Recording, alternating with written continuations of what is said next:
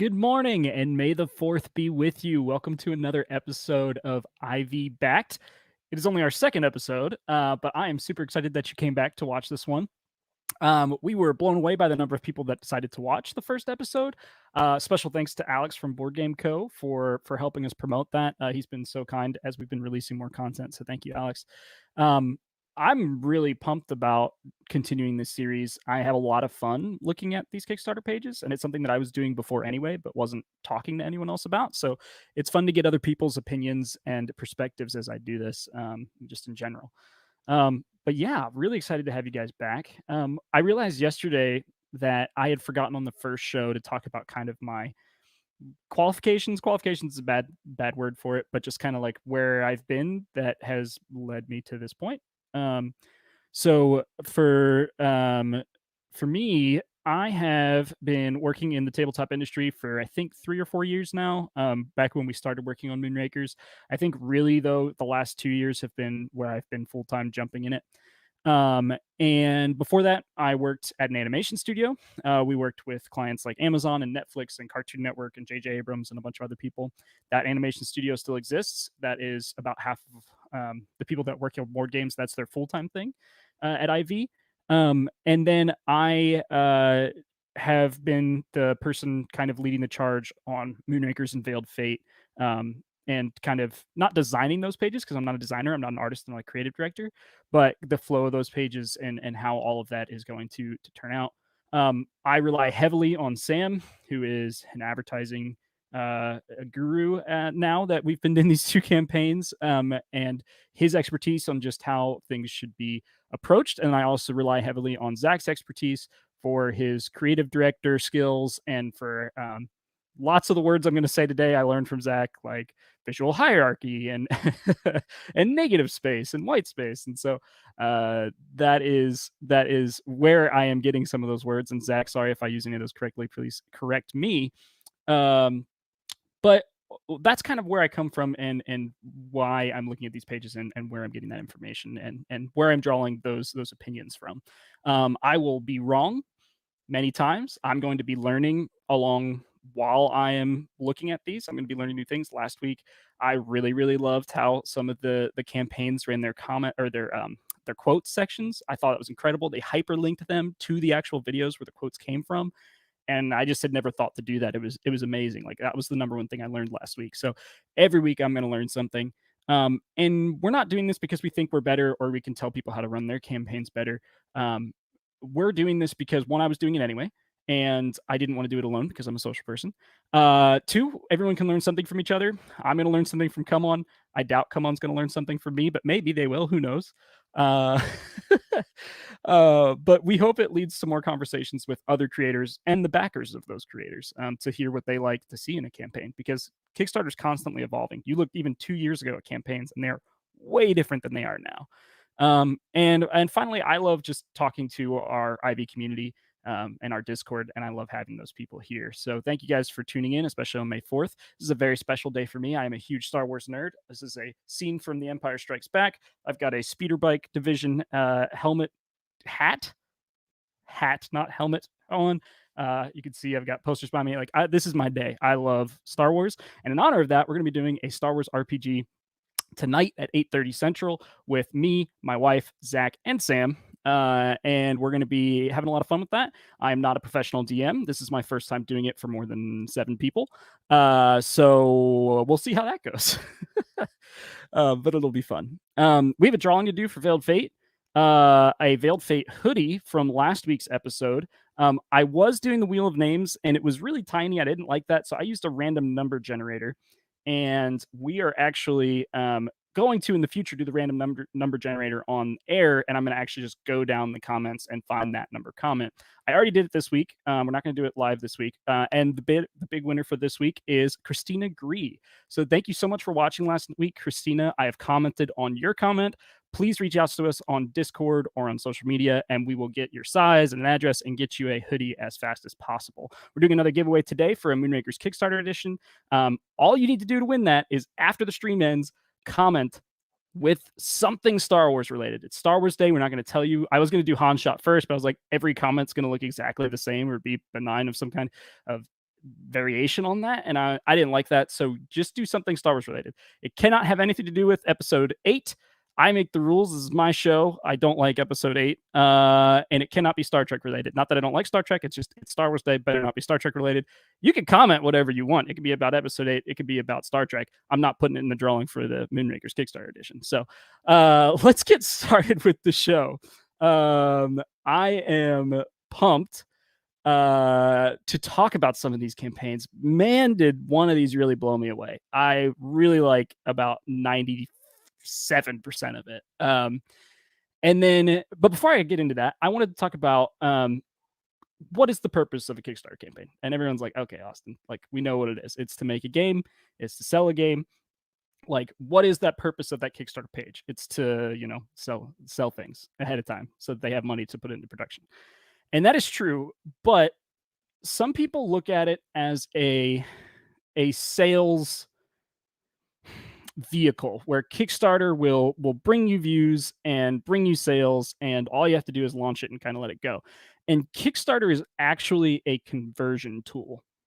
It is a trusted method by which people in the board game space are familiar with paying money to pre-order a game, right? It is not really a sales tool in the fact that like it's not a mall where there's already traffic going to. Yes, there is traffic on Kickstarter. I'm not saying there is not. But Kickstarter is funneled to games that are already converting well and already successful. I do not know for sure what Kickstarter algorithm is, but based on my experience with Kickstarter, Kickstarter is generating traffic to that what's hot, you know, what's popular look by what is converting better and getting them more money. Now, and could I be wrong about that? 100%. But if you go to Kickstarter with you know 100 emails or 1,000 emails and expect to do $100,000 that first day, unless your backing level is, you know, $400 and you have the most activated base ever, I don't think that will happen. Kickstarter just doesn't generate that kind of interest. It needs to start with its own interest and then grow from there. So I just wanted to call that out. And the tools that you use to make the Kickstarter successful is building that audience ahead of time with social media, running ads, and then activating the other people's audiences, like content influencers. You got everything from Dice Tower to, you know, Quackalope, Alex at Board Game Co. There's so many that are very popular today. I could list them for about 2 hours, but those are the ones that we watch the most right now.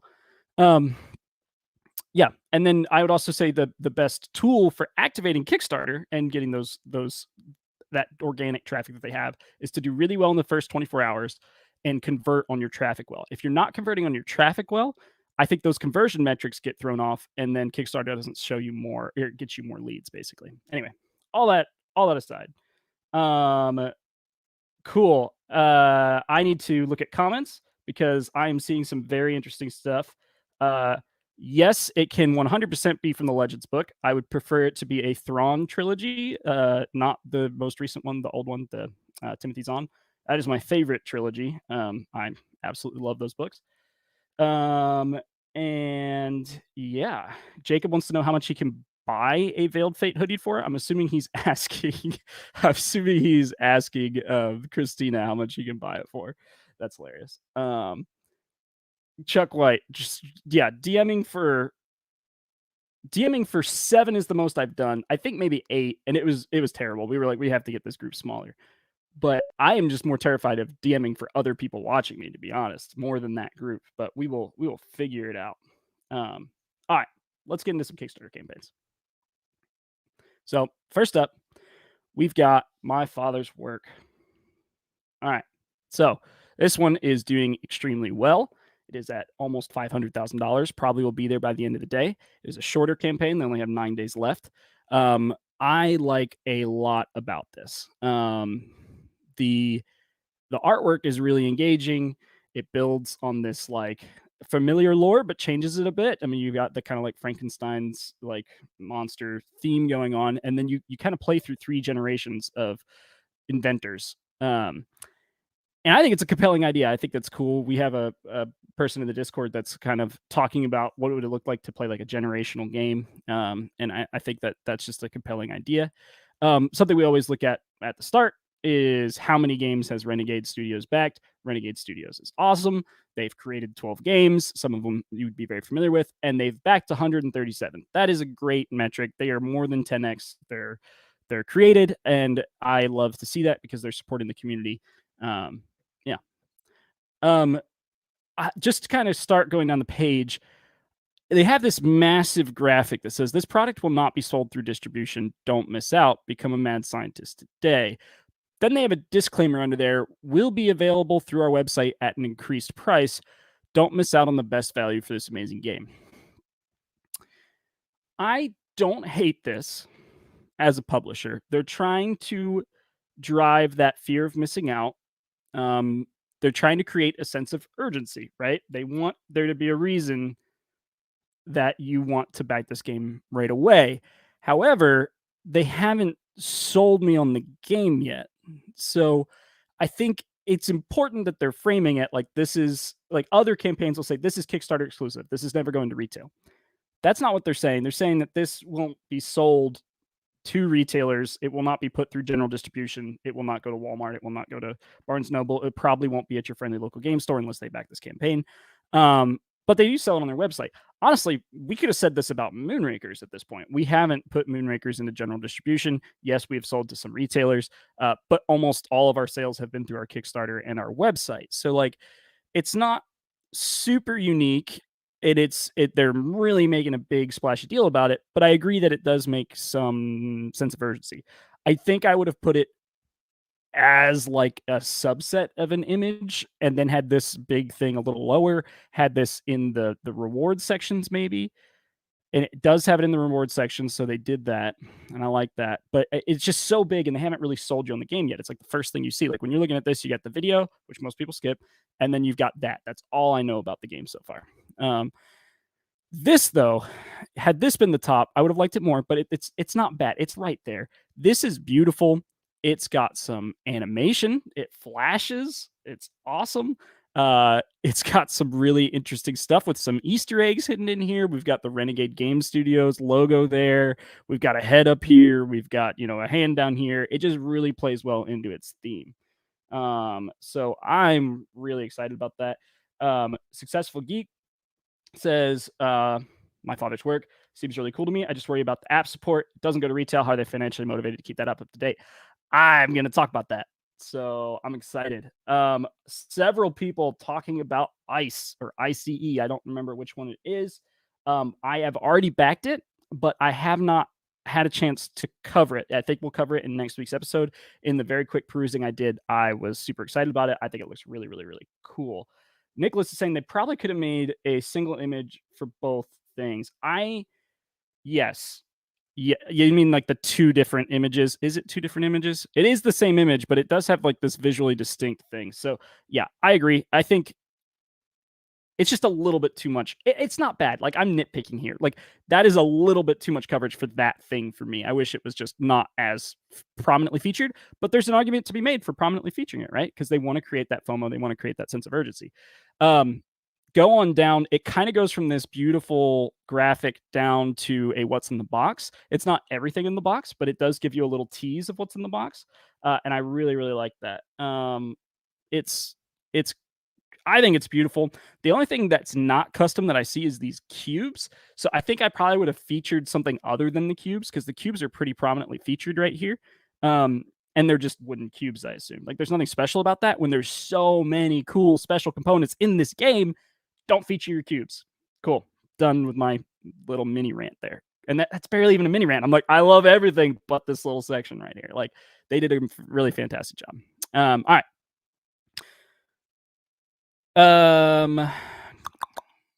Cool. Let's move down to the scenarios. What's inside? What's in the box? I like that they have this little gameplay thing here. I wish it was a little bit more designed or something. In fact, it's not plain text. It's just an image. You can see I'm dragging it as an image. There's an argument to be made for having text like that as plain text because people with disabilities or vision issues can then use their plugins and apps to make it bigger and be able to read it better. So if it's not going to be designed, might as well have it plain text. In Moonrakers and Veiled Fate, we did very little plain text. We just tried to design things so they were big, and I think that we actually failed a bit on that. And so that's something that I would critique us on as well. What's in the box and kind of like it's kind of a what's in the box and kind of a pledge level break, and I'm fine with that. I think it's good to combine those. Let me jump into these scenarios, and I think this is where my bigger critiques are going to come. Just because it doesn't transition well here. And once again, nitpicking. I really like this page. I really like the game, but you have this scenarios, and then included in this scenarios is scenario 1. But then you look down here at scenario 2 and 3, and they have this kind of like built out section that's separated and distinct. And I think that they should have done that. Like the scenario should have been its own section, and then scenario 1 should have had the same visual hierarchy as scenario 2 and scenario 3, because when I look at this, I don't really get that I'm supposed to be reading about scenario 1. It looks like I'm talking about all the scenarios. Once again, really nitpicky. There's also a bunch of text here, but I really like the images of what's in the box, and then it gives you just a little bit of lore and a little bit of flavor text, which is great. So I really like how they did scenario 3 and 2. Don't like how scenario 1 is kind of just tacked on this. But once again, nitpicky there. All right. As far as like components and things I really like, the village board is awesome. Let's get a closer look at that. So you have this board that is persistent. It doesn't change. Cards that change on it, and different trackers and things that change on it, but that board stays the same. So you have a familiar point of reference between all the different campaigns and things that you're running in there. Then it has a flip book in the center that completely changes what is going on in this town. It changes what can you do. I love this. It's like a good hybrid way of having a very replayable story, in my opinion, because a lot is changing on the board, but they did it in a way that was cost affordable from a production standpoint.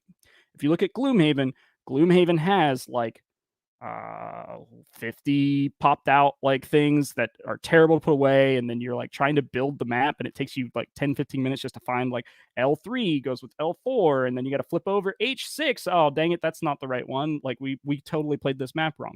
Like I've done that a million times with Gloomhaven, and obviously it's a very different game than Gloomhaven, but Jaws of the Lion has something like this flipbook to where it is way more accessible, and I love that they did that here. But I also love that they have this persistent board around it. I think it's really, really cool. Yeah. So Successful Geek brings up that people worry that it's only 3 scenarios, but that is because they don't make it clear how replayable each scenario is. I also think each scenario will be kind of long. Like I don't think like it's like one night of that.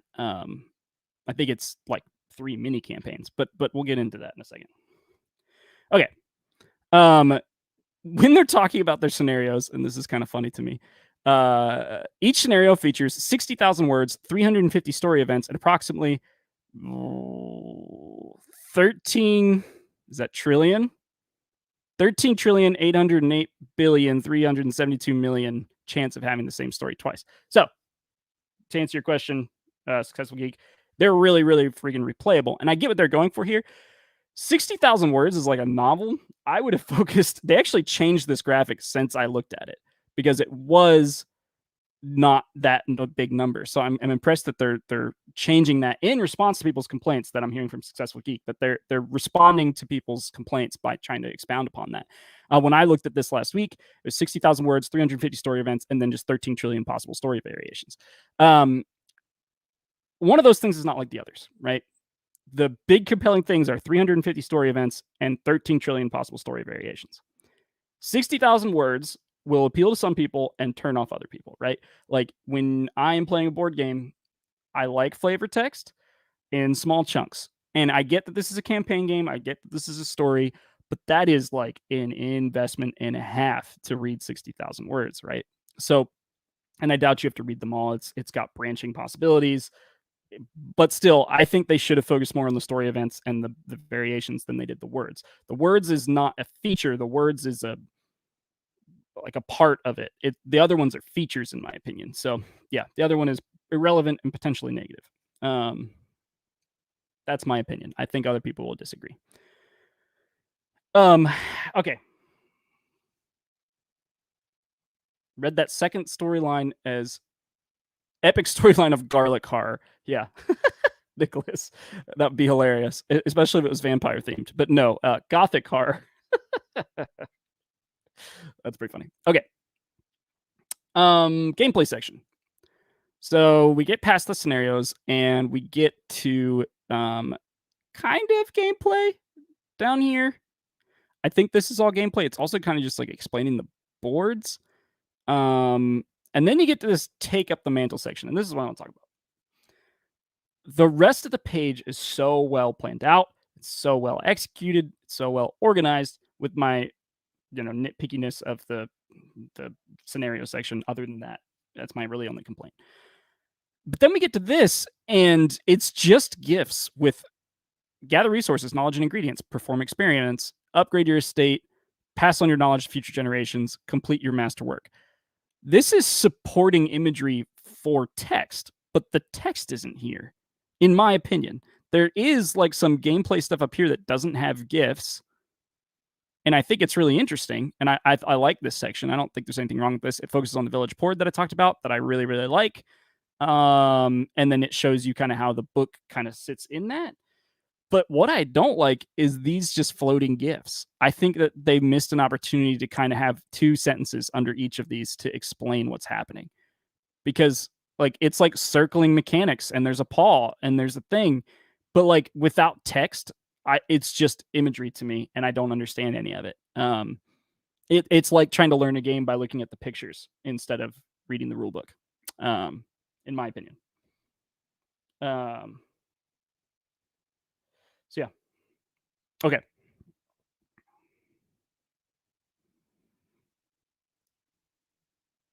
Stretch goals. Oh, I would have loved to hire how to play video because they do have some.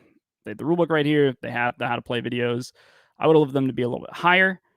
Stretch goals are under the videos. I personally prefer that there. I think that is biased because we don't do stretch goals in our campaign. I think some people, especially like people that back come on games and stuff like that, are going to want to see stretch goals higher. Personally, I like where those are.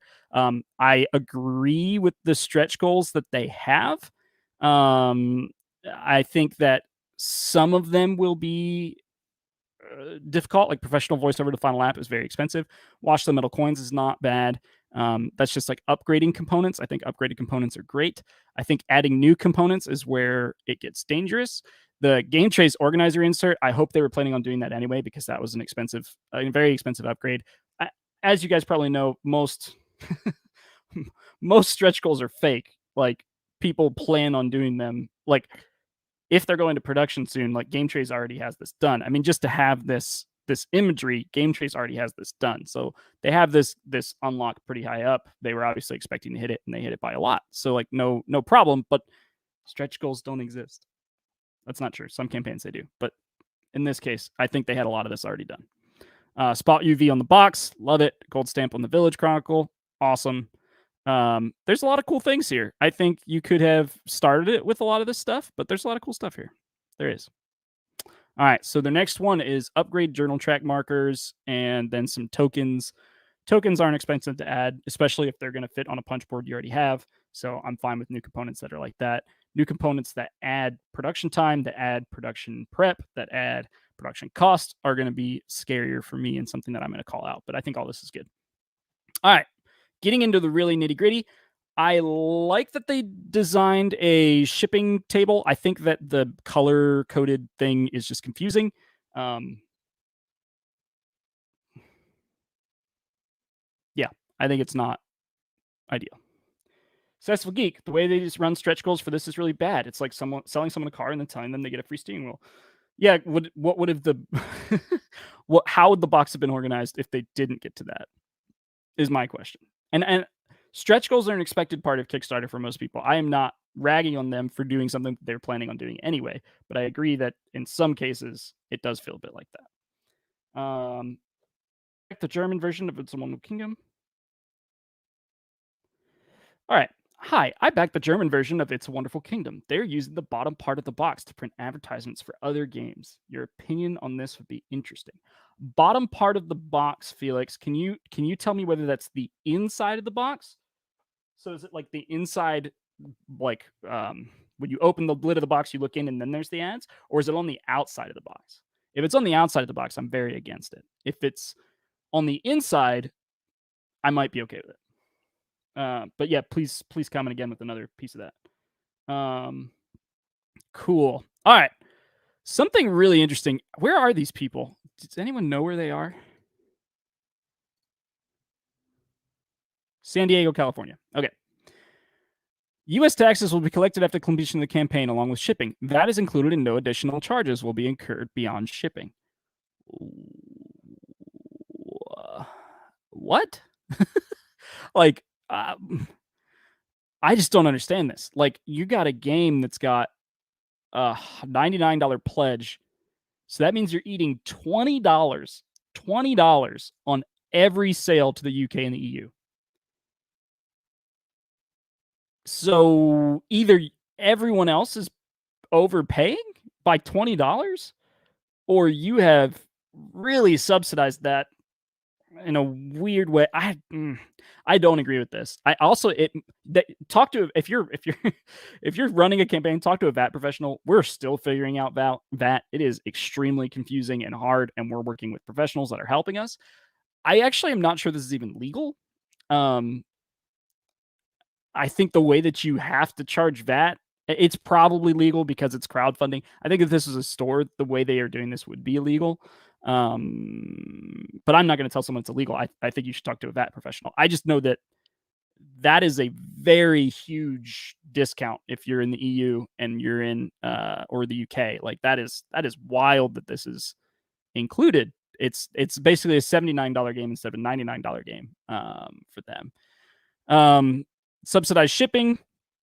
In the US, it's $10. I think that's probably low for this size game. So they're subsidizing that shipping. So maybe the shipping in the EU, which is $30.36, maybe they're paying for their VAT in their shippings and just trying to make it look like we're not charging you VAT. Like, look over here. Like, it's not, you're not paying VAT. Don't you love this? And then they're paying for it in their there's the $20, right? It's the US is $10 to ship and the EU is $30 ship. So it's all smoke and mirrors. Kickstarter campaigns use a lot of smoke and mirrors.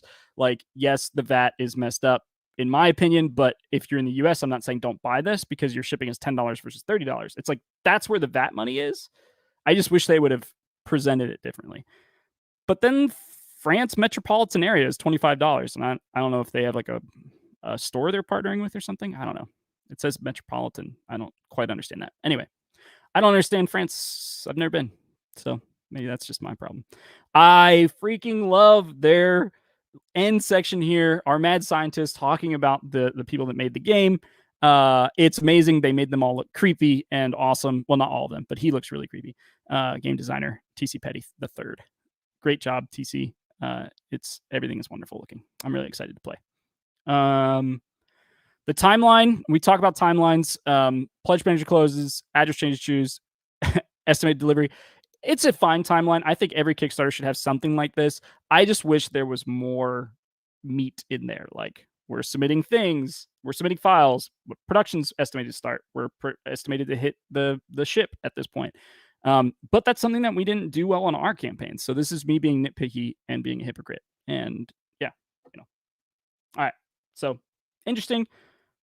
That thing kind of is odd. I think they're definitely paying for it in their shipping instead of their VAT. I think they should talk to a VAT professional about that. I'm not sure it's legal. But they are a bigger company than us. They probably have it figured out and talk to someone, an expert. So maybe they're right, and we should all charge it in our shipping like that. But I just think it's not very clear. They're saying VAT is not included, or VAT is included when I think they're just paying for it in their shipping. All right. I've said that 18 times. I'm going to stop talking about that. All right. Next, we have Hellboy. Hellboy is a continuation of game. This is an expansions on a game that has already been released. It is already funded. Mantic Games has created 20 games, and I think a bunch of those are Hellboy. So 1, 2, 3. Okay, only 3 of those are Hellboy games. Lots of miniature games, lots of like war gaming stuff. So like battle game. That actually looks really cool. They got all kinds of buildings and stuff. Look at all this. So they're definitely war gamers at heart, it looks like, and I think Hellboy very much is that. Um, I wish they had backed more games themselves. They have created more than they have backed. So that's my, my pet peeve. I'm going to always say that when I see it.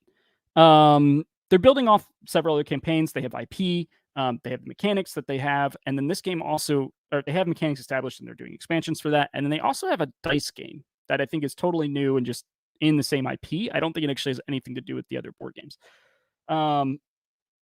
Dane, we already looked at My Father's Work. I didn't do a good recap on My Father's Work, so I'll do that right now for you. I really like their campaign. I said a lot of negative things, but that was very nitpicky stuff. I really think it's an amazing campaign, and I think they deserve all of the good that they are getting and the funding they're getting. I think it'll fund very, very well by the end. I think they're doing a good job responding to the people complaining about only being 3 scenarios. I mean, 13 trillion is a lot of story variations. So I think Moonrakers had like 1 billion different card combinations. So they got us beat by a large order of magnitude. All right. Right off the bat on Hellboy, we have a lot of text. It's got this big thing. Yeah, it's got 3 expansions. They talk about that. Back with some brand new tabletop adventures. Hellboy dice game. I'm just gonna take like a really 10,000 foot view of this because they are a wargaming company and they have released a small dice game. This is the dice game right here. It's a rule book, a single deck of cards, and some dice. And I just think I think it's a weird. I'm not against it. I think it's great that they're branching out and trying new things. I think it's a weird thing to kind of tack onto this campaign. This is a campaign that is selling you 2. It's not just expansions. It is 2 very different games. It's expansions for an established game, and then this dice game that's totally separate. It has nothing to do other than the IP with the other games.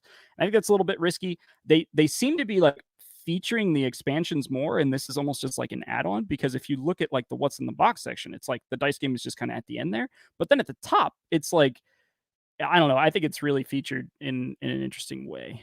Like it's the first thing in the first section is the Hellboy dice game. Anyway, they have minis and they have a good what's in the box section, but I think they did not feature their minis well. Like minis sell on Kickstarter, that's why this game is doing well. It's got a lot of really cool minis, but those minis are really small, like smaller than they would be even in real life when I'm looking at this page. Like I'm not getting a good look at the details or the sculpts that they have made. So if the minis are your selling point, which it's what they're starting with, there's no gameplay. It's just a little bit of text and then right into what's in the box. No really world building or lore building or anything like that. It's just what's in the box and we got some minis. And I wish that they were much better featured. Like these are very small. So blow those way up. It's obviously expansions, so people that are interested in this campaign probably already know how to play, but I wish there had been some kind of gameplay section, right? There's just what's in the box. I don't know what's supposed to be here. There's a big white gap. There is an image there. It's not working. Yeah, I don't know if it just didn't load for me. I'm going to try to reload real fast and see if it fixes it. Aha! Added to pledges is this section that was not showing up. Looks like some added to pledges. I guess these are kind of like stretch goals, but or not really Kickstarter exclusive. I think that this title is misleading. I think it should be something that is more familiar for Kickstarter backers. Like added to pledges doesn't. I don't. There's a lot of things that say Kickstarter exclusive, some things that don't. I don't know if they're just adding things as they go, and these are like daily unlocks. That's probably what it is. I don't think it's presented as clearly as it could be. And then about the game, we're really only talking about the dice game here. Then there's a little bit of text on each expansion and a little bit more minis showing, but they're still really small. Like blow those up, have them with some art behind them, not just white. Like put them in a scenario, put them on the board, do some live photography, do some like graphic design, something that blows them up and gets them out. Yeah, people are saying It's Hellboy. That's why it's doing successful. That's why it's being successful. Hi Ian. Hi Dane. Thanks for joining.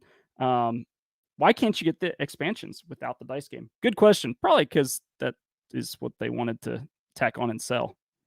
Yeah, it's definitely just part of the expansion. I don't think you can buy the rest of it without the dice game. I don't know. It's not a bad strategy. It's like people are gonna have to buy this. Let's make them buy this other thing for it can't be more than $10-15. Like it's very small.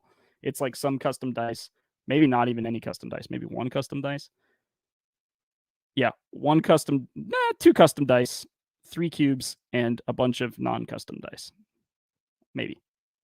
Those the pips look a little bit squarey, so maybe they're custom, but you could have used normal dice for that and it would have been the same. All right, moving on.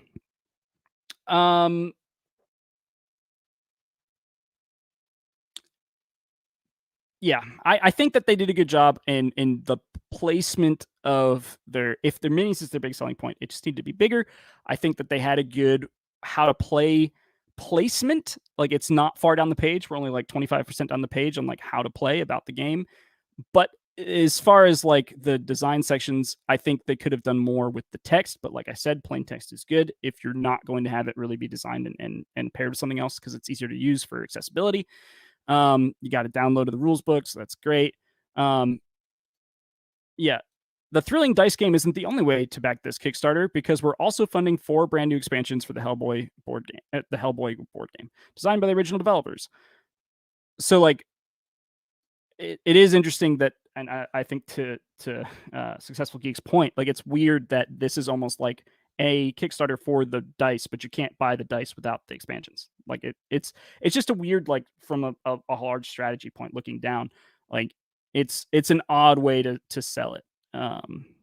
But people don't mind. They've got 3,300 backers on this Pledge of Doom section, so which is $110 US. So anyway, it's got a lot of plain text. It's not a bad campaign. I don't have a ton of complaints about it, other than what I talked about with the minis being their selling point, and they're not featuring it very well.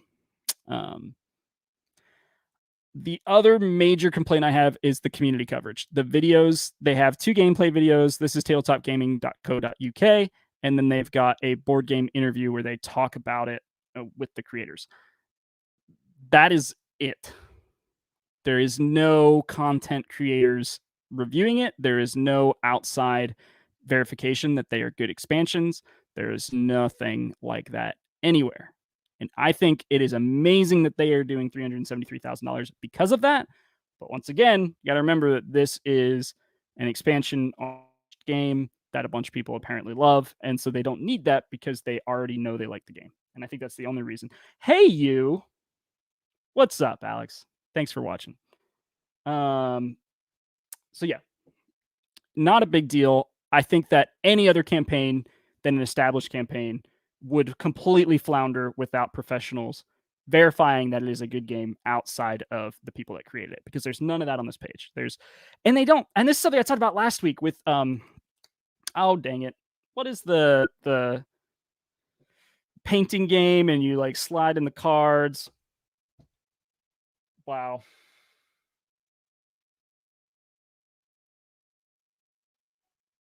Anyway, I can't remember, but they did such a good job of featuring their accolades.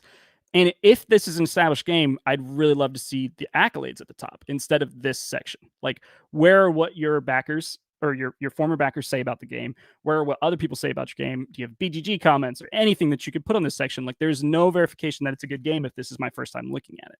I also don't think there's a good way to buy the original game. And if there's an expansion Kickstarter, I'd love a way to, if I missed out on the earlier campaigns, to be able to jump in now. So this, I'm going to step back and just restart. This campaign is exclusively targeted at people that already backed their games.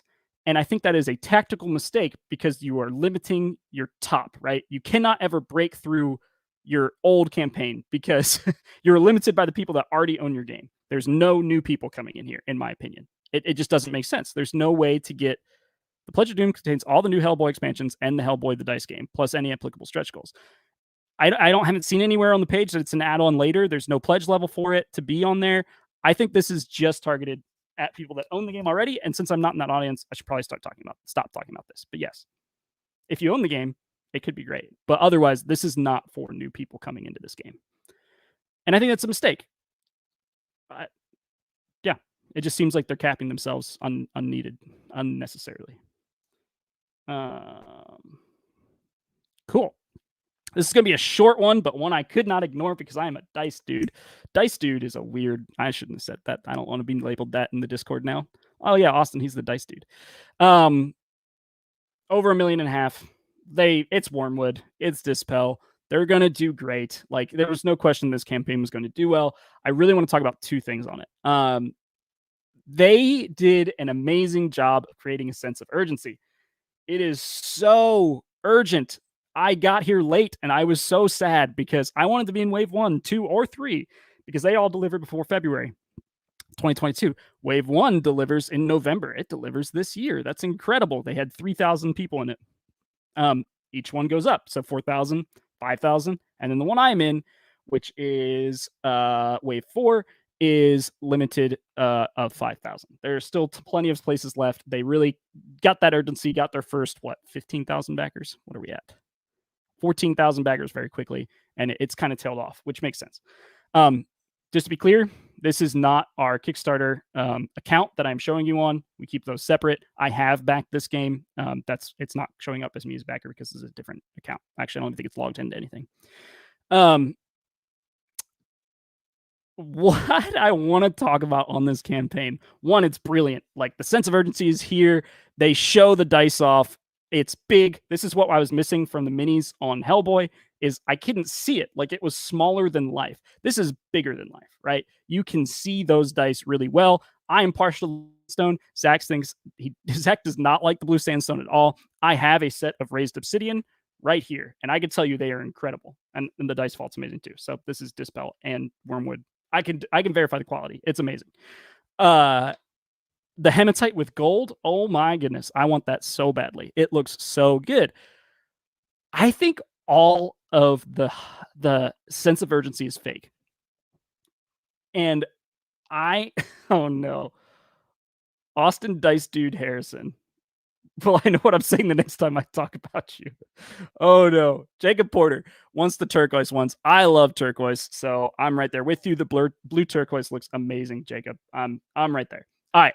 I want to talk about this. I might be 100% wrong about this, and that is totally fine, but I'm still excited to talk about it. I think the urgency is fake. So let's talk about the urgency they created real fast. They are doing different pledge levels that are identical, except for when they deliver. So wave 1 delivers in November. Wave 2 delivers after that. Wave 3 delivers after that. I'm in wave 4, which sucks. That's the urgency. If I back now, I'll get it sooner. And if I'm thinking about it, then I better back now because I'll get it in November instead of next year. Brilliant. They've done this before. It's not new. And other people have done this before. It's not new. But it works. It's like, it's going to work every time. With production, and someone please call Wormwood. I have a friend at Wormwood. I guess I can call and ask if this is true. He probably shouldn't tell me. But in production, when you're making a type of a thing, right, you want to make all of it and then switch to a new type of a thing, right? So I'm going to step back and just unpack that. It's cheaper to make things in mass quantities. Now, is that the same with dice? I assume so. I'm not positive, right? They could be doing this differently. So if you're going to have a setup where you are making 5,000 blue sandstone D20s, it is in your best interest probably to make all 5,000 of those blue sandstone D20s. What that means is in order to fill their first wave 1, they have to have production done because you can't nitpick what's going to be in wave 1. Wave 1's going to have dice from all across their selection. So if you have to make all the dice at the same time, and if you have to have all the dice available for wave 1, that means everything is available in wave 1. So the answer, if that's true, which it might not be, remember, I could be wrong.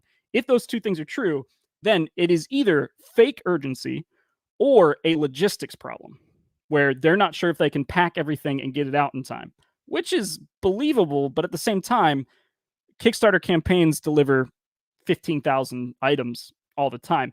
Now, the picking process is very difficult for this because it's like, oh, I want a blue obsidian, or I want a turquoise D20, and then I'm going to get this labradorite D6. Like, you can kind of nitpick a little bit. I don't think you can nitpick D6. You can get single D20s.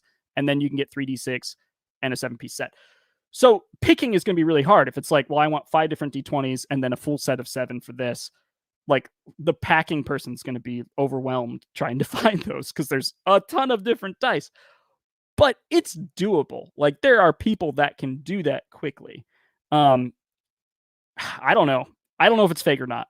I'm really curious if it's just logistics, if it's fake, or if they run their production differently. I don't know. I'd love to hear what you guys think. Dane says, I think they're hand making them, but also that he agrees that they would make all of one type.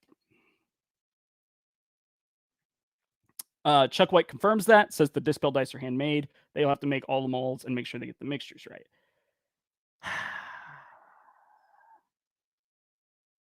I don't know. I don't know if they have to or not.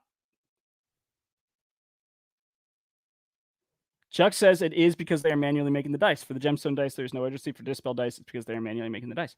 Good to know. I wish it was that was just a ploy because I love it. I think it's amazing.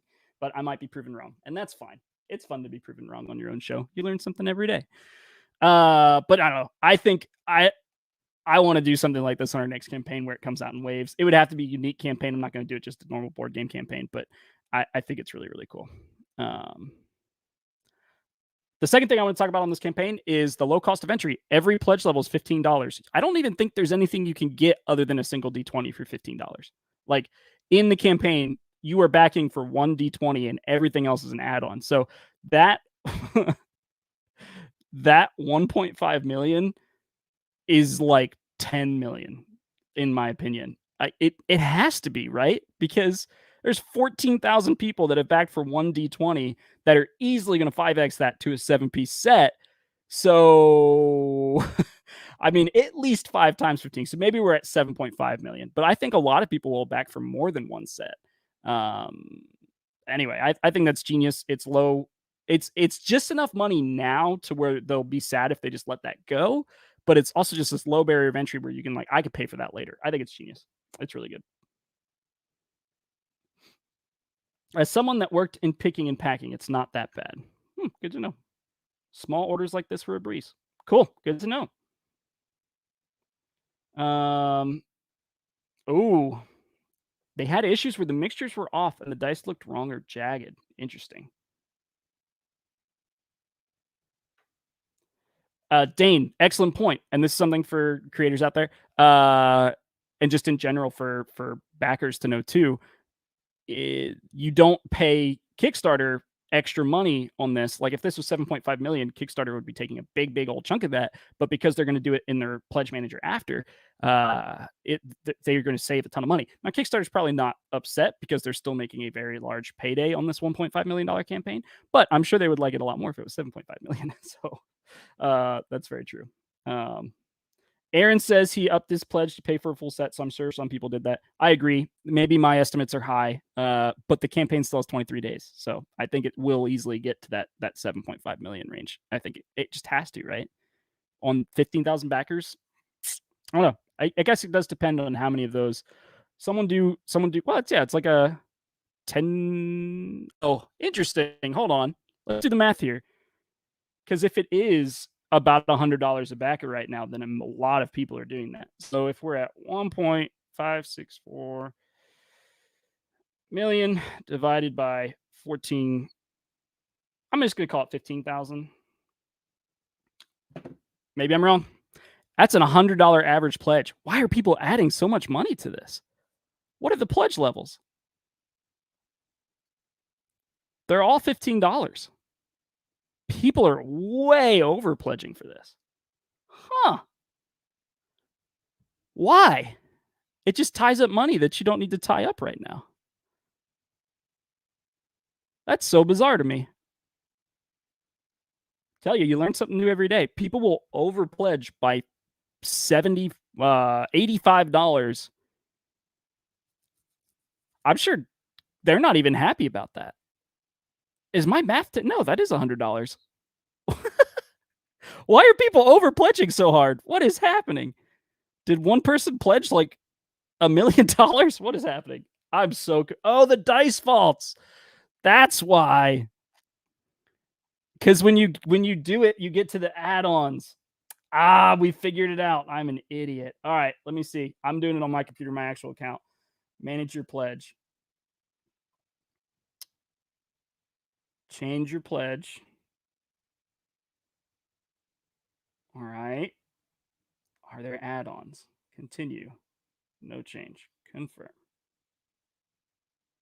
Oh, crud. I might not be able to see the add-ons. Is there add-ons? Someone go to back this and see if there's an add-on section when you select the reward. I'm really curious. Because it just seems too high, right? It seems way too high. A pledge calculator, too. Look at that. Look at that. I've been outsmarted. I thought this was a $7.5 million campaign. I've lost all credibility, and you guys should all stop watching. I'm really glad you guys told me because I was like, this is amazing. They're doing so good, but it is a $100 average campaign. So they probably are right about that 2 million mark on funding based on current backers, in my opinion. Interesting. Just to be clear, I have the Raised Obsidian. It's amazing, but if you play at dark places, do not get the Raised Obsidian because it's hard to read in the dark. You need like a light just for your dice if you do that. All right.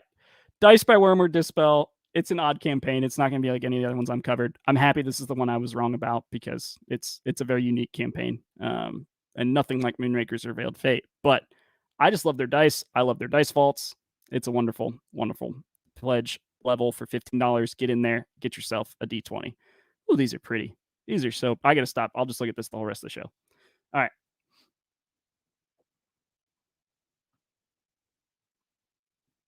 Just tried it. Nope, no add-ons on the KS. So I wasn't that wrong. Why are people adding $100? It's got to be that pledge calculator Dane said, talked about, because it just doesn't make sense that you would add $100 and tie it up now when you could use that money for something else. You're basically giving them a loan.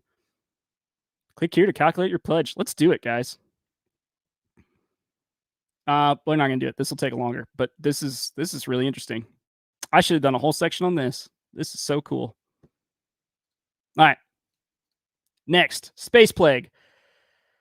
This is technically a relaunch, but they accidentally launched, I think. It's the same campaign, and they just canceled it right away. 0 backers, 0 pledge. I think they just like hit launch, and this is like a fear of mine that I'm going to launch a campaign early before it's done. But they deleted it, and then they launched it a little bit longer. I'm going to reload this page because I want to talk about the top of it, and I've already watched the video. Available now, only in the Milky Way and on Kickstarter. I love little flair things like that. I think that's cute. Sam might disagree with me, but I like that. I think it's really interesting. It's at 30,000 of an $18,000 goal and 600 backers. It's beating its pledge goal by 12,000. I personally think this is one that should be doing better. Real fast before we jump in. 1 T20 is $2,500. Is that the it's not titanium, it's what is it? Is it titanium? Anyway, it's one heavy metal. I just got corrected on this on Ivy Games Weekly, so I should know. Alrighty. So back to this, back to Space Plague. This game, in my opinion, I have not played it, appears to be really excellent. And why I'm saying that is if you go down to right here, Rado loved it. And I watched Rado's playthrough of it, and he really was a big fan of it. It's a deck builder, really loved the hidden depth. Lots of hand management. It's got this interesting mechanic where the last card you play gets burned from your hand. So play order in your cards really matters.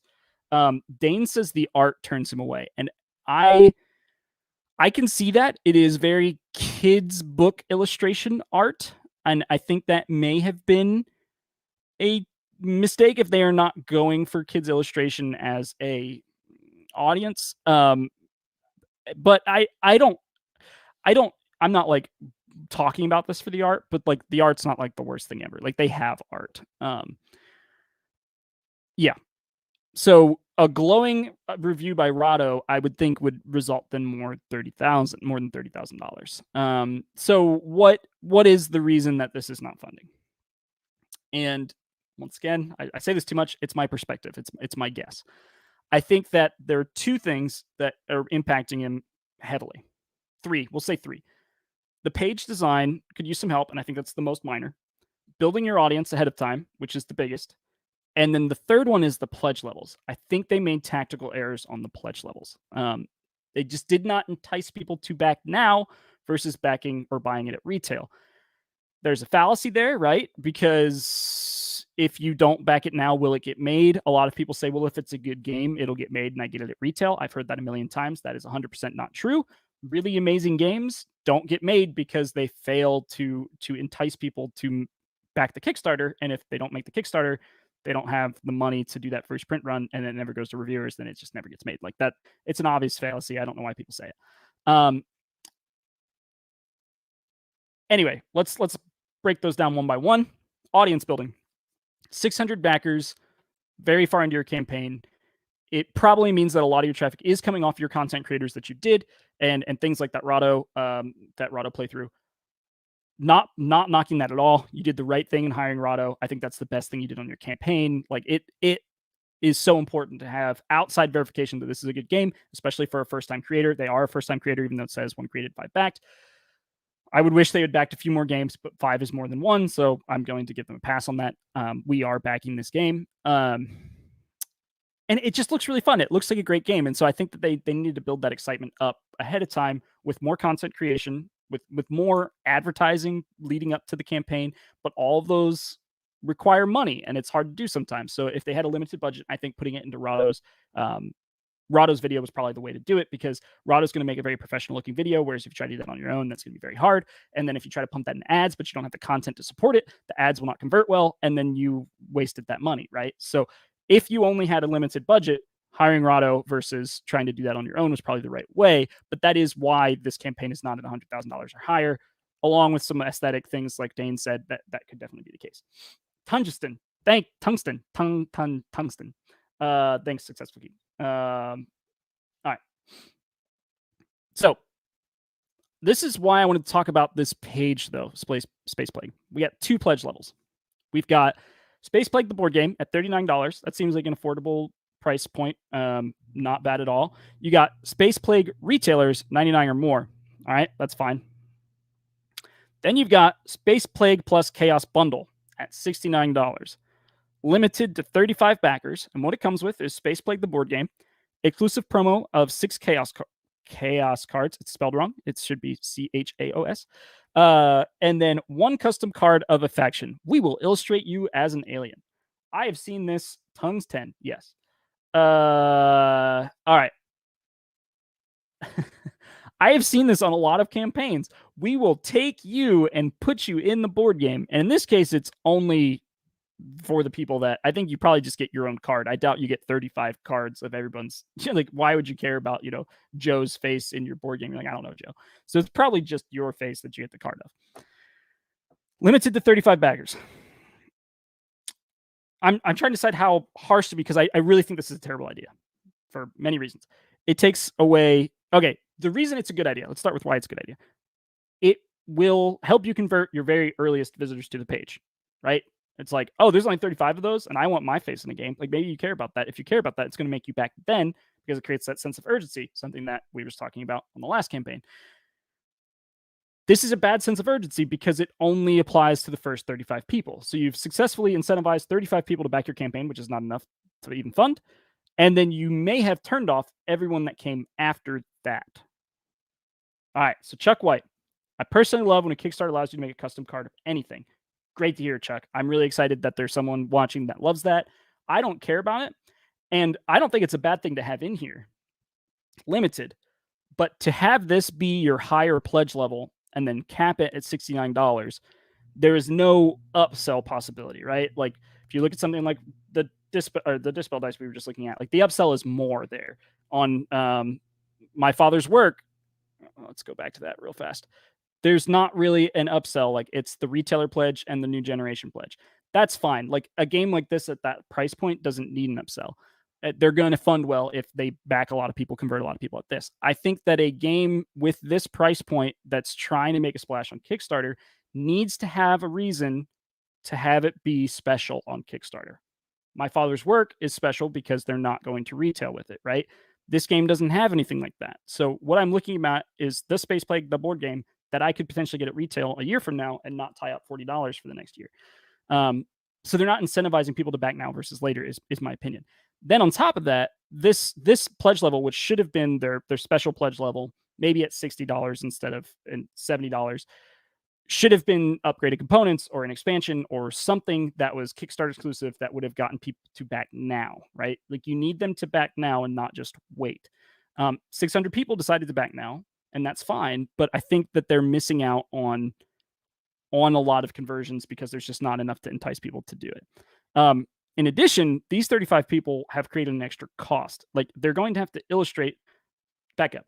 They're going to have to talk to each of these backers and get photos of them and an email back and forth of what they want it to be like. And then they're going to have to talk to an artist, and then they're going to have to book that artist's time to make all 35 of these. Like all of that takes more than just the money that it costs to pay the artist, right? Like maybe maybe you're only paying the artist $30 per, but I mean, or $20 or whatever the upcharge is. But like, guys, like that, you're not making any money, and the only benefit was you made 35 people happy. So I think this is a ton of extra work, and it just doesn't get you anything. It except for 35 early backers that you probably would have gotten anyway. So yeah, I think that this pledge level, other than not having maybe the resources, the time, or the knowledge to build an audience beforehand, this is the biggest thing that's hurting them. Page design, I'm gonna quickly run through that. I love how high their how to play section is. It's really high. It's right here. They've got a video. Then it has the action phases that are called up. The visual hierarchy is good in this section because I can see that I'm supposed to focus on that there's 4 phases of this game. And then, we've got headers for each section, and we've got GIFs for each section. As a general complaint on this page, I do not like the amount of white. Everything is very monotone. Like I'm looking at so much white on this page, but that's Kickstarter. That's what Kickstarter is for the most part. Like they force you into this style, other than if you just do pictures. Like this is the style that a Kickstarter page is going to look like. So I think they did some things really, really well, especially in their how to play section. I think that they did well there. I like how high it is on the page. I like how descriptive it is. It walks through all the different pages, has the rule book available for download. Then it has the stretch goals. I love that. Gameplay above stretch goals. I'm going to say that every episode now. Gameplay above stretch goals. I don't think this mini is a good stretch goal. It would add a plastics mold. It would add a modeler's time, and it would add some kind of storage method that you don't break off those tiny little arms. I actually don't think this model is viable. It's probably just a placeholder. I think they'd have to remodel that. I don't think that those legs would hold up. So it might actually be better for them to not hit 55,000. If they did hit 55,000, it would add thousands of dollars in pre-production costs and then production costs in every game. So that's rude of me to say. I hope they beat $55,000. I hope they don't just do $55,001 because I think that would end up hurting them versus just getting the $50,000. Solo mode variant, same thing. Like it's expensive to make a solo mode. There's a lot of design time, whether it's the designer's time or whether they hire someone. Like that's hard. But there are other unlocks like new planets, like new cards. Like yes, this is going to take some time. Like this is less dangerous though. It's cards. It's not the most expensive component you could do. Plastic insert at 70,000. That's going to be an expensive one. Plastic insert, you'd have to do a mold for that, and then it probably is going to run you about $1 a game on top of that after you do the molds. So I mean, it just depends on how complicated the mold is. It could be cheaper, it could be more expensive.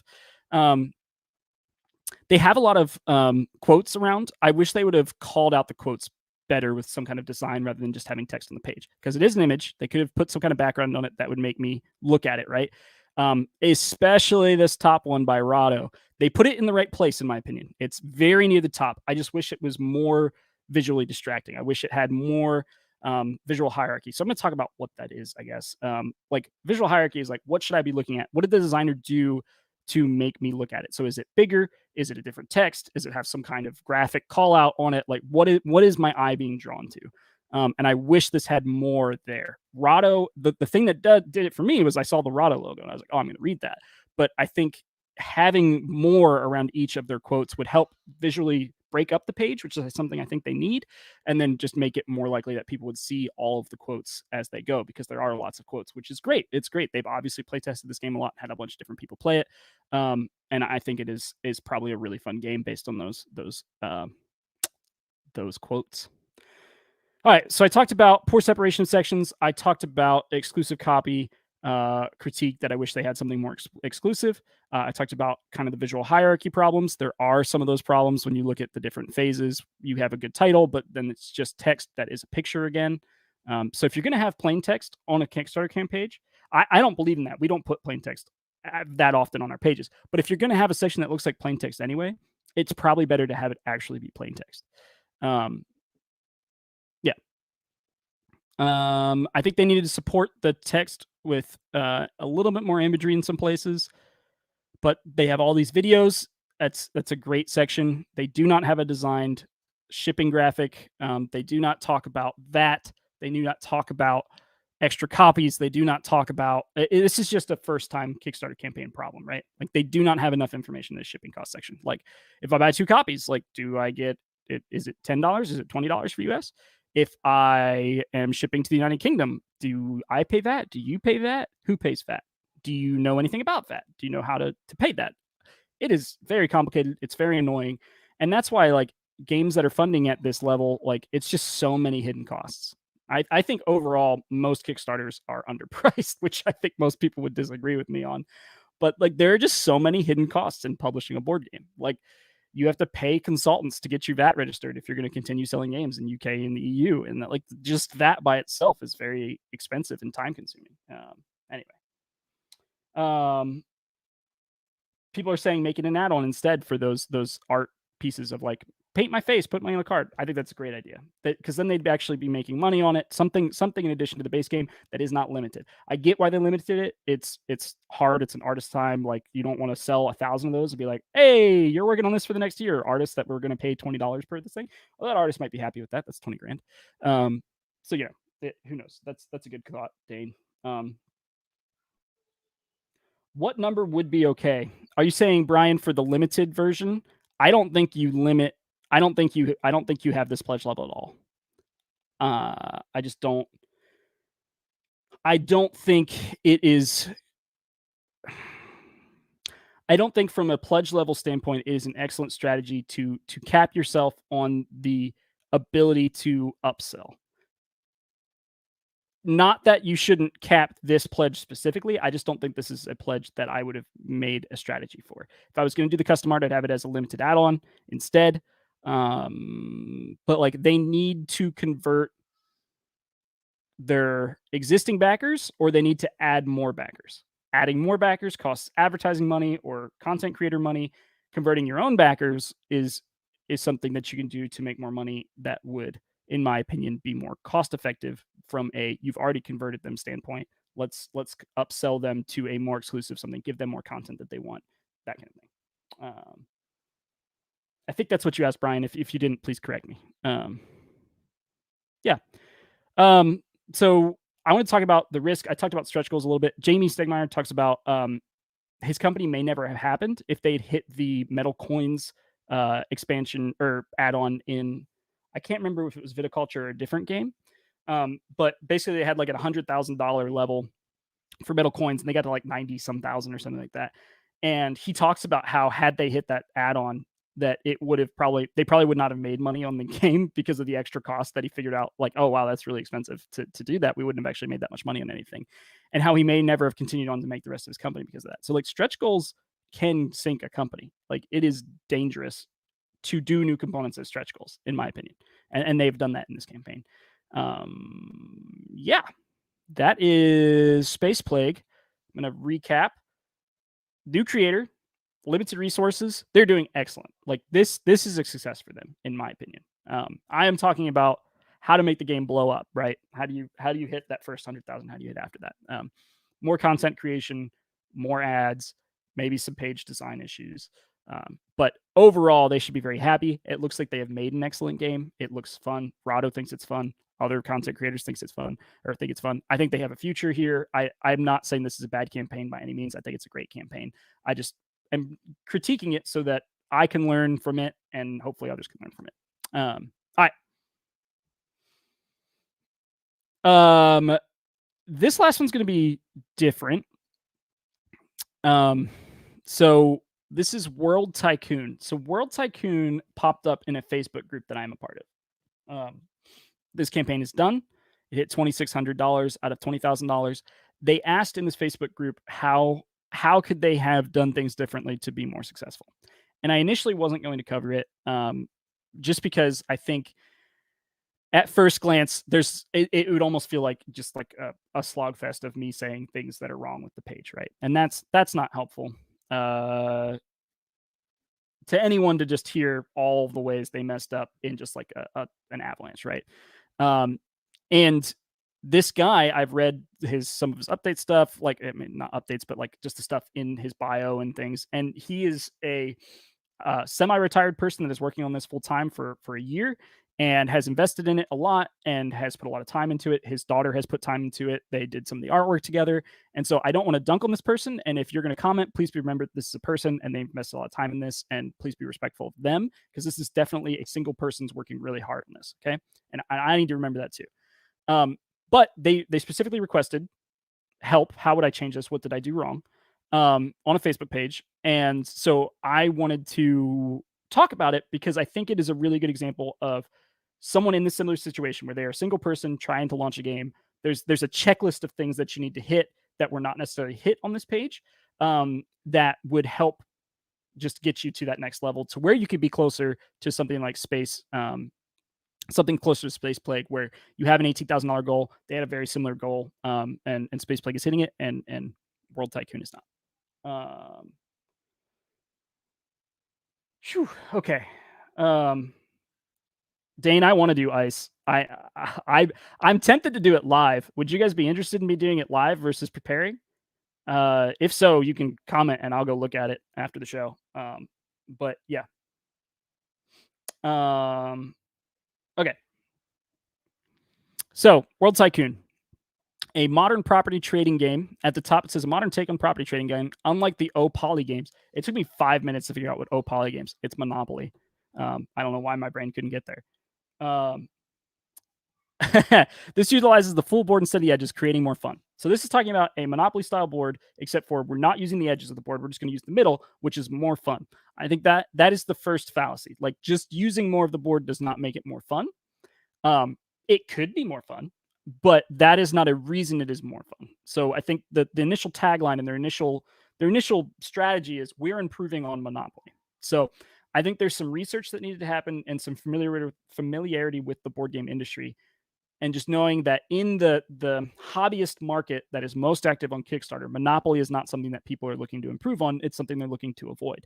And so I think that is what the baseline is. And that doesn't mean that property trading game couldn't be really successful. I just think that comparing it to Monopoly might actually be a negative versus a positive, right? Okay. A few framing thoughts for this person and for anyone that is looking to create their own Kickstarter. Number one, you can do it. It's totally possible. You can do it by yourself. You don't need a company. You don't need to get a co-designer. All those things might help, but it is possible to do it by yourself. It'll be way harder than you think it is, and you probably already think it's pretty hard. You will have to invest more than time. It costs money to do this. You have to pay for art. You have to pay for graphic design. You have to pay for advertising. You have to pay for content creators. You have to pay for a bunch of different things. You have to pay for samples. You have to pay for product photography. You have to. I could go on and on, but it will cost money. It cannot just be your sweat alone. It's going to cost. I might do an episode on how much it costs to launch a campaign eventually. I'm not going to do it right now. Don't expect to be able to transition full time into the games market after one Kickstarter. Usually one Kickstarter is just going to pay for itself and to deliver those games and not really have a lot left over. Don't bet your farm on it. Don't second mortgage your house in order to get that money to do those things. And I'm saying that if you're really, really positive you have a smash hit on your hands and you have external verification and you want to take that risk, maybe you will. I would say don't bet the farm. I think that's a bad choice on a Kickstarter campaign, because Kickstarter campaign is a little bit of a gamble. And betting something you cannot lose on a gamble is never a good idea. All right. Well, betting something you can't lose is a good idea. Something you can't afford to lose is a bad idea. All right. So what needed to change for this to be have a better shot at funding? The art is photos from around the world, and then his daughter assembled them in this cool like travel.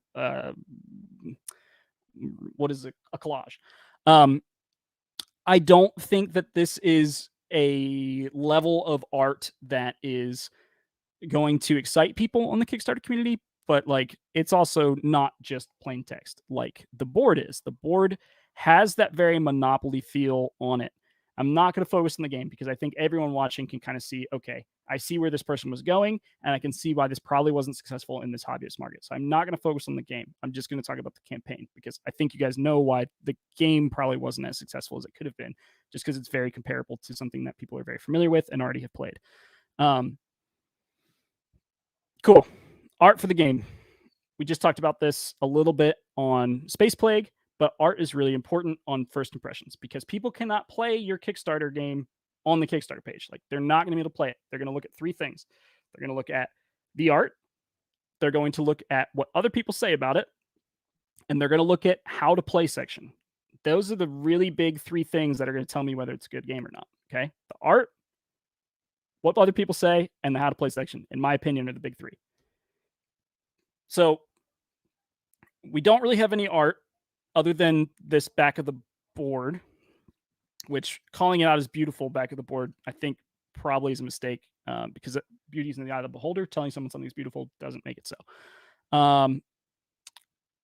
Trivia associated with each property. I love that. They did some trivia stuff, but there's just not graphic design or art. So once again, we're not going to talk about the game specifically, but you have to have art. You have to have graphic design, something that people can look and understand, not spreadsheets. Spreadsheets are not exciting to 90% of the population, and the rest of that 10% of the population is weird. So you need to have art. Graphic design for the game. Graphic design and art are very different.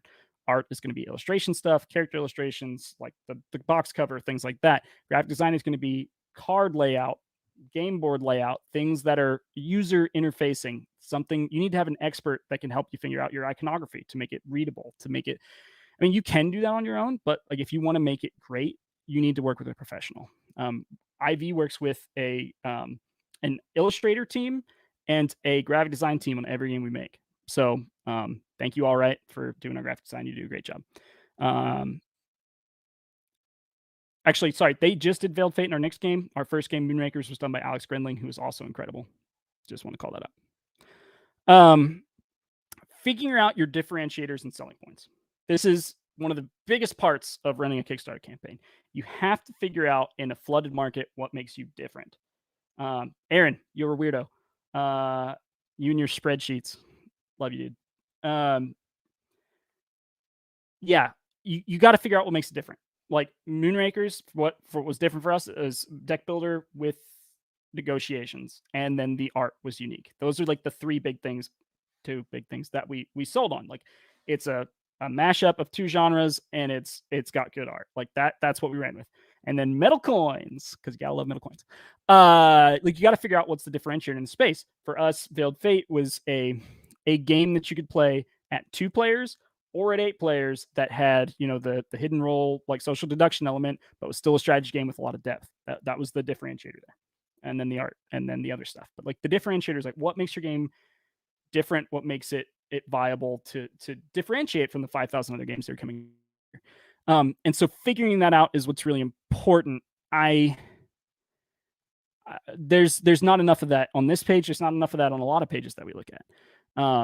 And so, having a good game is the first part. Like you have to get some kind of external verification. Don't invest tons of money in a Kickstarter campaign, and don't invest money on art and graphic design until you know the game is good. Once you have a good game, you do art and graphic design. And then once you have those, you start doing advertising and a bunch of other stuff. But to get to the advertising, you got to figure out what is the differentiator. What is the selling point of your game? What do we tell people that will make them interested in the game?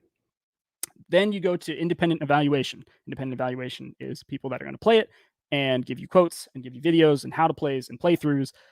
All of that's really, really important and does not exist on this page. I have no idea what anyone thinks about this game other than the creator, right? There's nothing on here at all.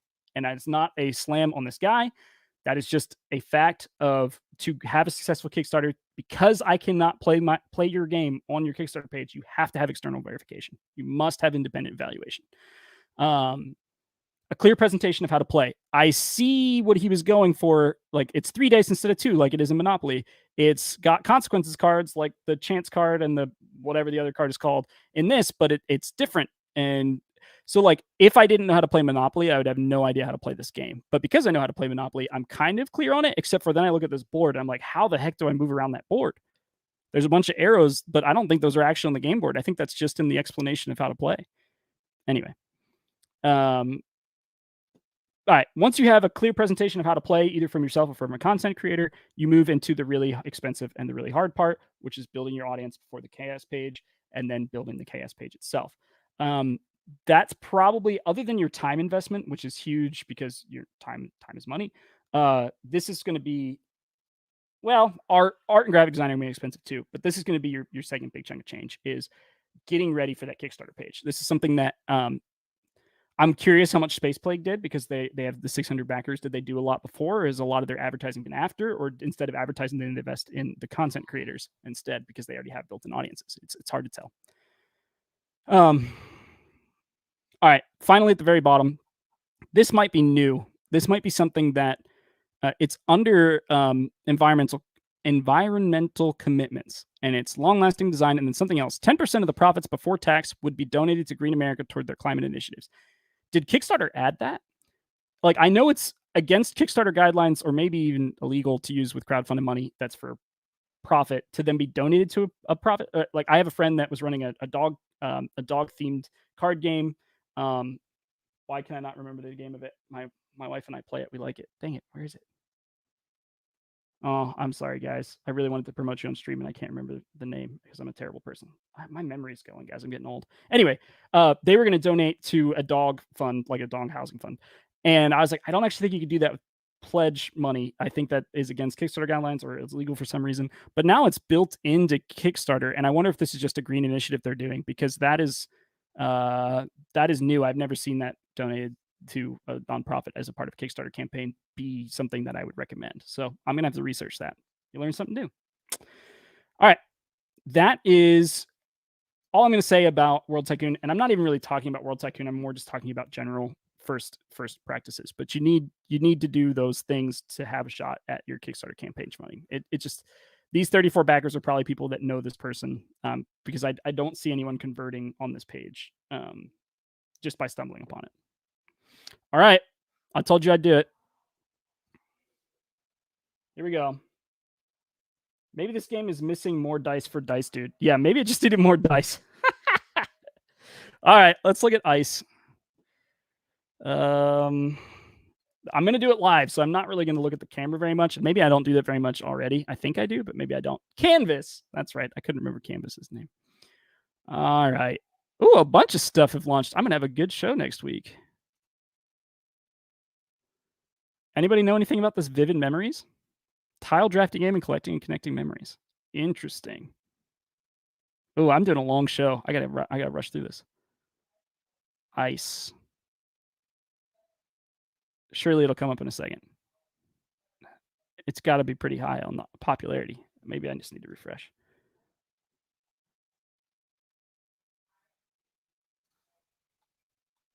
Is it ice, or is it separated out by... There we go. All right. $33,000 already. First created 66 backed. Holy smokes. Good for them. That's great. All right, so I'm doing this live, so I have no notes. I have no idea what I'm going to be talking about. Probably really bad flow.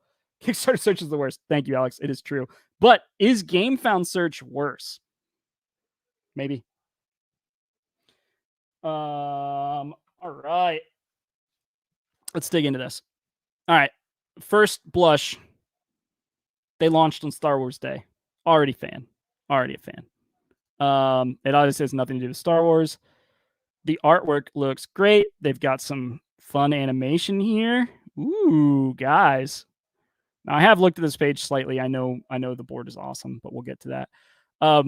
This graphic design flair here at the top with the little sun thing with some cool line art. I already like this game. The art is very compelling. They did exactly what I want to see at the top, which is give me some artwork. I'd like to see a little bit of game overview, which is right there. Maybe some lore would be nice up here. just as a thought, because it's like obviously like an ice planet that they're doing something to. I'm sure we're going to see some lore, but you can't rely on your video for the lore exclusively. You got to get some more. So we got game overview. Playing on an innovative board containing 5 layers of superimposed tiles. Players take on the role of guilds of explorers of an archaeological site. So there's a little bit there. In this glacial universe, you will discover precious artifacts, vestiges of an ancient civilization, which increase your prestige. An immersive experience for 1 to 5 players for 90 minutes of fun. That information is right here. I'm not sure I would have left that there. But it's not terrible. It's visually distinct. I like the artwork, man. Okay. Why it's unique. Guys, we just talked about this. What makes this game unique? What makes this stand out from 5,000 other games that are launching, right? Not all of them are on Kickstarter, obviously, but what makes it different? Why should I spend my money on this?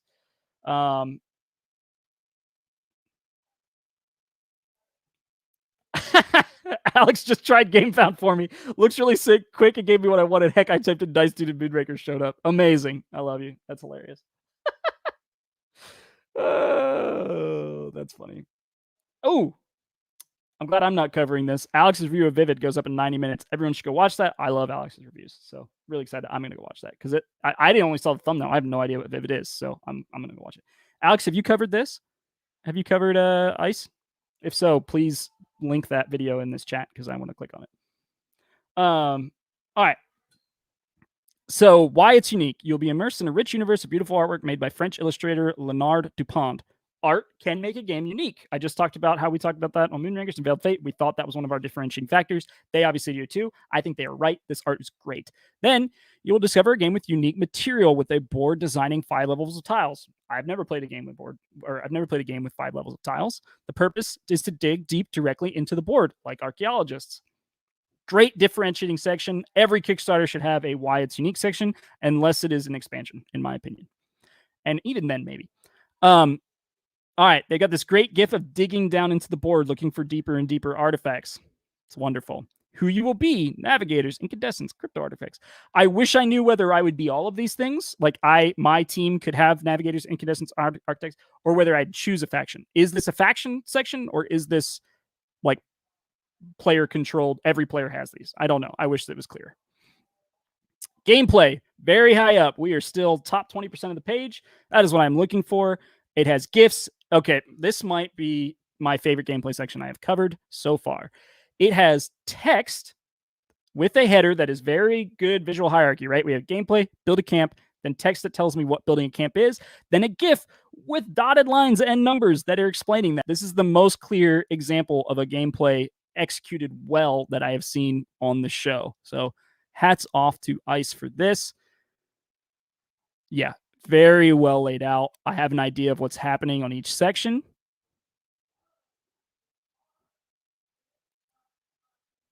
Great job, guys. This looks great. Ooh, apparently there's evil people. This is my first time seeing this. Edifices. A game ends when a player reveals an edifice. It's the first time you encounter this edifice along your games. Look in the edifice guide for the effect of this one. This effect acts as a variant and will be able to play for your next game of Ice. Cool. That's unique. So the first time you play it, you'll unlock a variant that can be played the next time you play it. It's fun. I like that. Gameplay before stretch goals, gameplay before pledge levels, gameplay before what's in the box. I personally believe all of that, but I think that's unique. I've seen many campaigns that put gameplay under what's in the box almost exclusively, and then gameplay under stretch goals a lot, not as exclusively. I personally think gameplay is your most important thing, especially for a first time created. Like, why would I back this if I have no clue whether this is a good game or not? I do think what's in the box, they could have done a small what's in the box section above this, because like they said, one of their differentiating factors in the what makes this game different was the board, the insert that holds the different tiles. So if that is a differentiating factor, why is it not higher in the page? But I don't hate that the gameplay is where it is. So, all right, pledge level 66, island, artifact. We backed it artifact, not edifice. But metal coins, you gotta do it. You gotta do it. All right. I'm a little behind on. He covered ice. Okay, good. Oh, Quackalope covered ice. Got it. All right, so I'll check that out. I think there's something shared workers or something for ice. Well, I'm gonna have to look into that. I don't know anything about gameplay other than what I'm reading right now. Alex's most called game has tiles stacked 5 layers high. Hilarious. I love this. Keep this going in the chat. This is wonderful. All right. My biggest concern here is it says 1 to 5 players, but 1 and 2 seem not fun. Just beat your high score or two-handed. Setup 156 tiles. The setup for 1 to 2 players is a little bit drastic. I agree with Allison. And yeah, Allison, I do agree. You can't stop seeing that. I agree. Moonrakers, in my opinion, is a 3 to 5 player game where I am going to play it most often. I would play it at 1 player to get a feel for the game, especially if I'm going to teach it somewhere else. And then 2 players is fun, but there are a lot of really, really great 2-player games where it is made for that. And so Moonrakers is a 1 to 5 player game because people wanted that. They wanted the single player experience to be able to learn the game, play by itself. We have a lot of people that have played many, many matches of single player Moonrakers. I would say probably the worst gameplay number is 2 for Moonrakers because it's almost there, right? You have a little bit of that negotiation, but why would I negotiate with the person there if it's just going to help them win when I have that mercenary deck? So like when I'm playing Moonrakers as someone that has many copies and and is one of the creators, like I play that game at 3 to 5 mostly. I've played it once. I mean, I played it at 1 player a lot when I was testing it, but yeah, there are games that are just better. But I agree. I think they should have the 1 to 5 player count. But I agree that it probably is better at the 3 to 5. Interesting. There's several different variants on how you can set this up. Or are they just showing how it hooks? Is that an error? They have angled versions. Is there different versions of this for different player counts?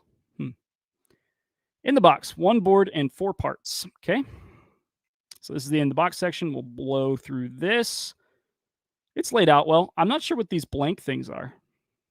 Buddy, chat, what are these blank tiles? Aaron really does love the breakout of what's in the box in the pledge levels.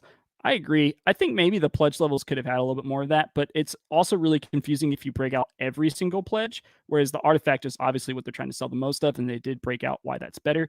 It is a little weird to have that before what's in the box because I don't know what's in the first box, so I don't know why this is better than what's in the base box. How are they converting right now? So we've got Edifice with 30 backers. It's limited to 200. And we just talked about how I didn't like that in other ones. This is for an art book. I'm fine with that. It's a fine art print, not an art book. I'm sorry.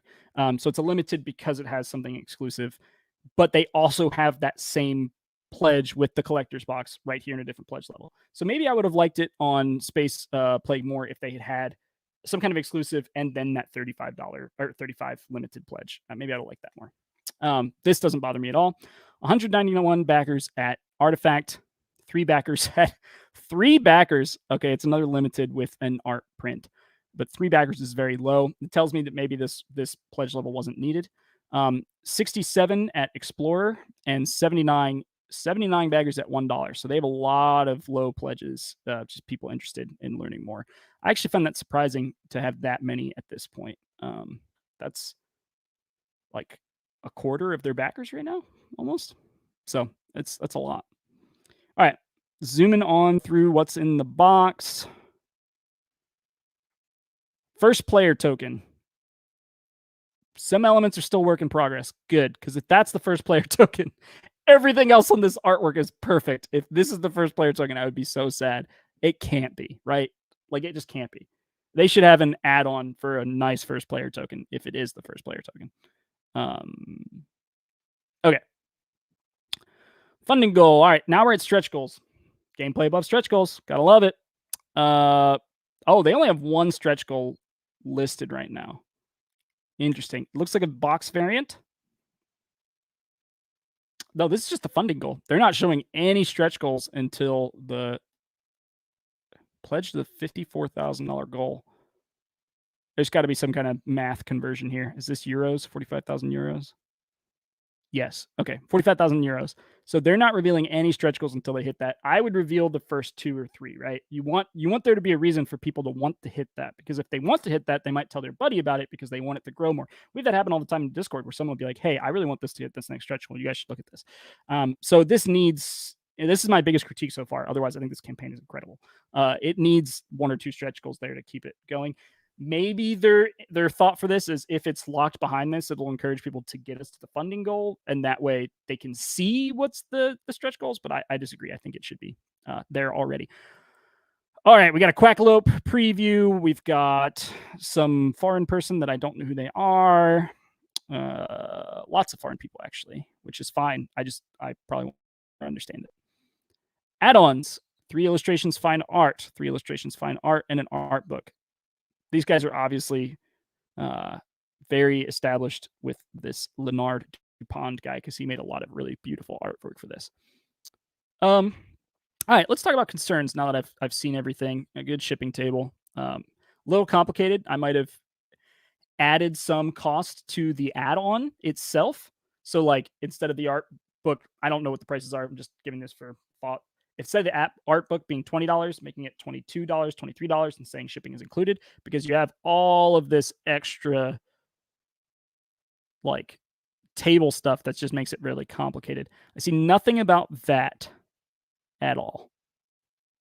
And that's just something that's necessary, y'all, in today's landscape. Because I mean, if I do the $122 or basically $50 pledge, let's say it's in euros, so it's 20% of that, like that's bad. That's going to be bad for those persons. That's like $30. That's an unexpected cost suddenly, and I have no idea who's covering that. Timeline, Kickstarter launch, Kickstarter. Hey guys, this is what I ask for all the time. Kickstarter ends. I wish there was a pledge manager section in here, so it's not perfect, but a pledge manager section, designs finalized, pre-production ends, mass production ends, assembly ends, fulfillment centers shipped. This is what I'm looking for when I'm talking about a timeline. Okay, this is great. Some numbers: breakdown of cost of the Kickstarter campaign. Interesting. Has anyone ever seen this before? I think I have seen it very rarely. The interesting thing is you don't know what the pie is, right? Like, what is the giant slice? Is this of 50,000? What was their backing level? 45,000 euros, something like that. Is this the percentage pie of that? Because the pie slices change, percentages change as you keep going. So this has got to be either what they've already spent, but that doesn't make sense because manufacturing's in here, so it's got to be just on that base 45,000 euro. Manufacturing is 18% of that. Well, I mean, for now, if you only do 45,000 euro, it might be right. 17% is shipping. Shipping where? Shipping to your fulfillment centers or shipping to your backers? Because that doesn't make sense because your buyers are paying for shipping on top of that in the pledge manager. So that should not be a breakdown of the cost of the Kickstarter campaign, unless you're talking about shipping to your hubs. So I think that is wrong. Edition. I don't know what that means. Game design.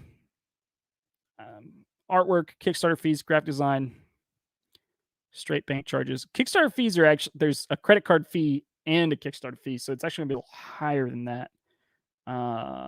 Community management, 3%. I don't know what that means. Some weird things called out here.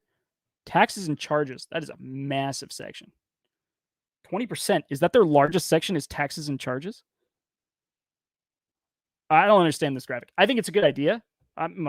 It's an okay idea. It's a little risky because you might have people complaining about certain things that you spent money on, but I also just don't understand it. I don't think it makes sense from a publisher standpoint. I don't think it makes sense.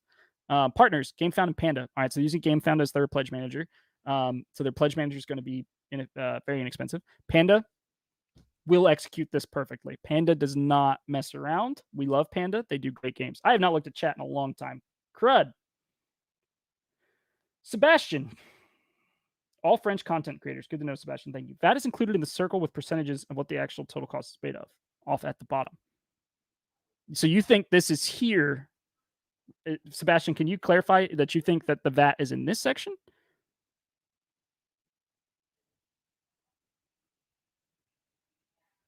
I don't see anything about VAT anywhere. No VAT in plain text at all, but that doesn't mean it's not here somewhere. All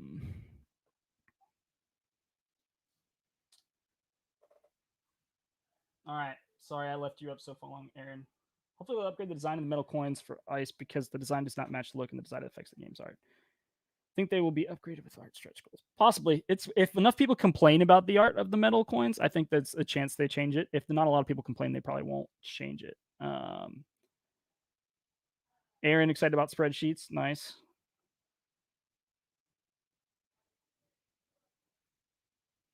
Ooh, Panda. My thoughts exactly.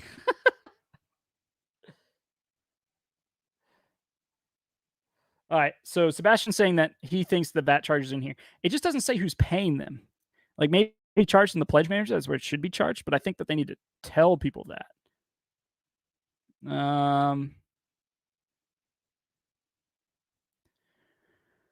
Do everything to guarantee the sustainability of our company through sound management, ensure the continuity as far as possible in the event of force majeure like component rise. Yeah.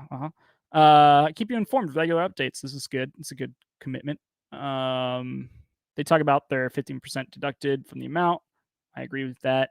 There's just hidden fees and stuff. Like if people for Moonrakers, if people cancel before Kickstarter sends us the money, then we refund them 100%. If they cancel after that, Kickstarter's already taken fees. There's already been credit card fees. There's already been just issues that we're having to pay for if we refund you. So we tend to refund less $3, less $5 at that point after that. Yeah, so that'll make sense. Interesting. Panda has a sustainability commitment here. I'll have to add that to ours in the future. Learn something new every time. All right, this episode has gone extremely long. I'm 40 minutes past where I want it to be. So I'm going to end it there. Happy May 4th, everyone. Please comment with something Star Wars related in the comment section, and you will be eligible for a drawing of a Moonrakers Kickstarter exclusive edition. Thank you so much for commenting on the last one for a Veiled Fate hoodie. Christina Gree, you were the person that won that. Please get in touch with us on Discord or on social media. We would love to get your size and send this thing out to you. I have one right over there. They are very nice. I wear it a good bit, but it's also summer now, so not as much as I would be. Thank you guys so much for watching. I think it's amazing that you guys stuck around for an hour and 40 minutes, especially when it's supposed to be an hour-long show. But I had a lot of fun doing it live. I think maybe we'll do one live every time, just because it's good to get the gut reactions and kind of talk about it as I'm walking through it. If you guys like that, please comment to that effect, because I can change the format of this. Nothing is set in stone. Everything is able to be changed. But yeah, that's episode 2 of Ivy Backed. And excited to keep doing this with you guys. Thanks for watching.